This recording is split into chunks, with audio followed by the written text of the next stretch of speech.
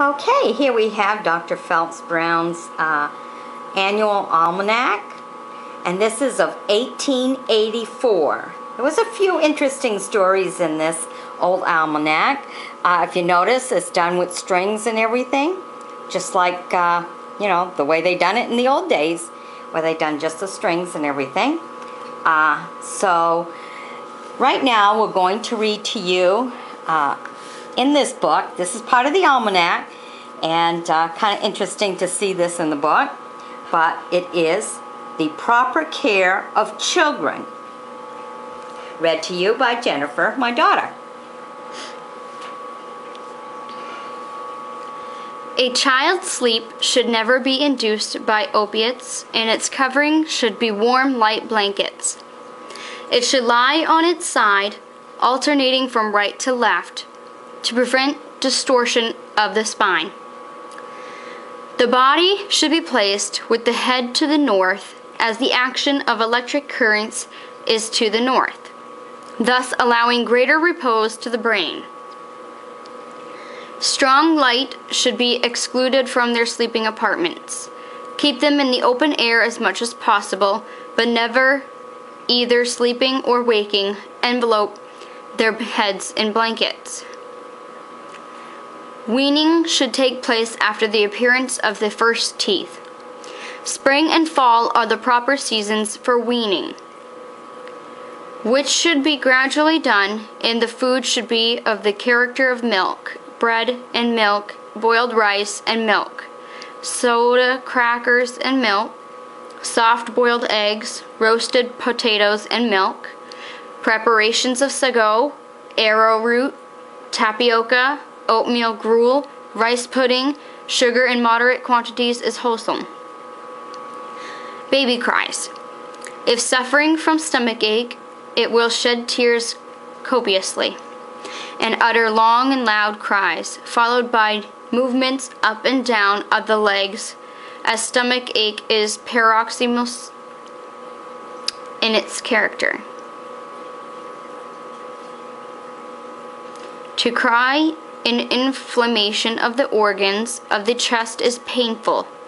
It therefore does not cry or shed tears, but utters a muttering cry abruptly completed, and coughs after long breaths. In disease of the brain, the child shrieks piercingly, followed by moaning and wailing.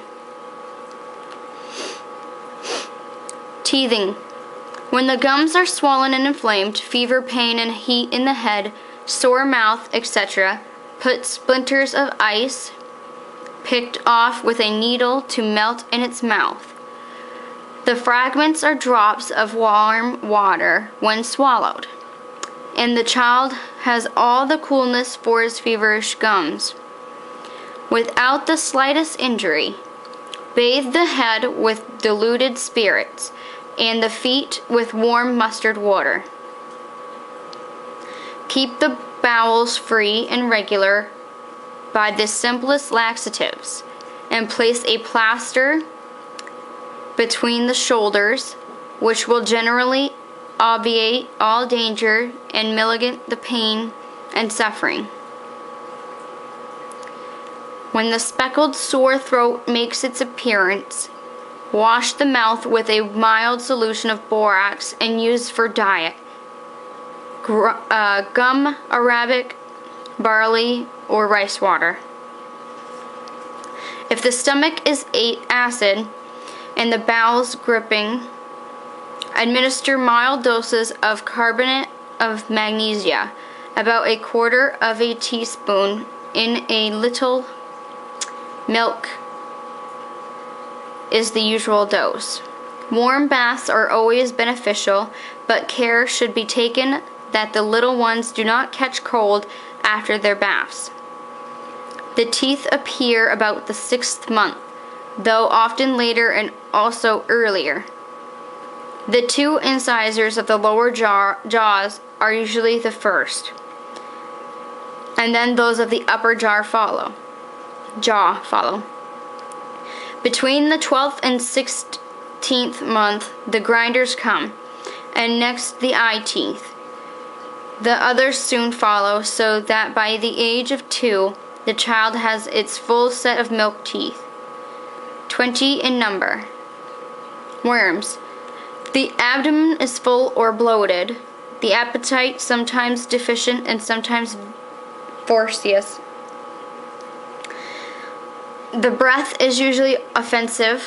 The tongue has a white coated appearance, and often the upper lip is swollen. The eyelids also swell often. Occasionally, swollen patches will present themselves in other parts of the body. Children troubled by worms are apt to pass restless at night and frequent start in their sleep. Other symptoms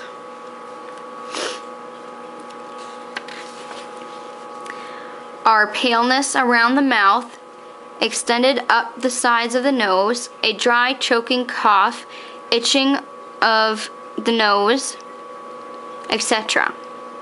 When any or all of these symptoms are present, the male fern vermifuge should be given to destroy the worms and their nests. After taking this efficacious but simple herbal remedy, children grow rosy, chubby, and fair, being rid of the parasites that fed on their vitality. For pinworms, inject salt and water. For croup, the symptoms are difficult breathing, hoarseness, loud and shrill coughing with a fever. Give the Acacian balsam in small doses every hour and rub the chest of the child 10 minutes with herbal ointment freely applied. If not entirely relieved in half an hour, repeat the rubbing. Whooping cough consists of a convulsion cough attended by hissing and rattling in the windpipe and ineffective efforts to expel the breath. This is repeated until a quantity of thick, tenacious mucus is expectorated, when the breathing again becomes free. Apparently, threaten suffocation. Blood is sometimes started from the nostrils and ears. The Acacian balsam is a potent, reliable remedy for this cough. It loosens the phlegm, lubricates the parts, and shortens the duration of the disease, while it greatly mitigates the violence of the cough. Scald head and eruptions of the scalp.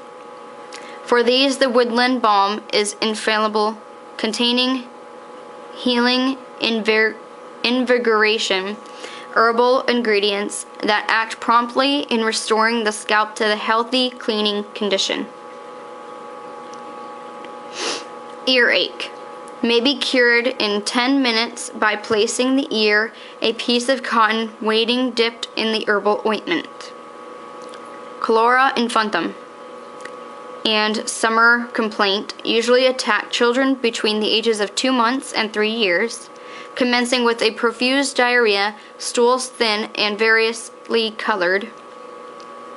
The stomach rejects everything. Loss of flesh, languor, and prostration follow, and stools become colorless and odorless, skin dry and harsh, head and belly hot, thirst great, and fever constant. Dr.O.P. Brown's stomach tonic, the restorative assimilant, should be given at once in doses to suit the age of the child. 2 or 3 doses will heal the stomach and bowels and restore the child to a normal condition. Its food should consist of farinaceous articles of diet, if weaned, otherwise of its mother's milk. Drinks can also be given. If vomiting, be abstinent, given a little paragraph. Burns, sprains, stings, bruises, cuts, etc. will find a cure in the herbal ointment.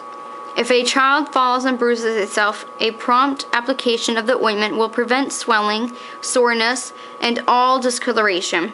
It will remove all pain from a bee sting or burn in a few minutes. and a few applications rubbed well and over a sprain will cure it. Every mother should know the distinctive symptoms between scarlet fever and measles, which are stated below. In scarlet fever, the eruption is bright scarlet. It appears on second day of fever. It's smooth to touch, is in the form of a rash, disappears on pressure. The face is quite dry. In measles, the eruption is dark red, does not appear till the fourth day, is raised and rough, is larger and crescent-shaped, does not disappear, and face swelled running from eyes and nose, hoarse, dry cough.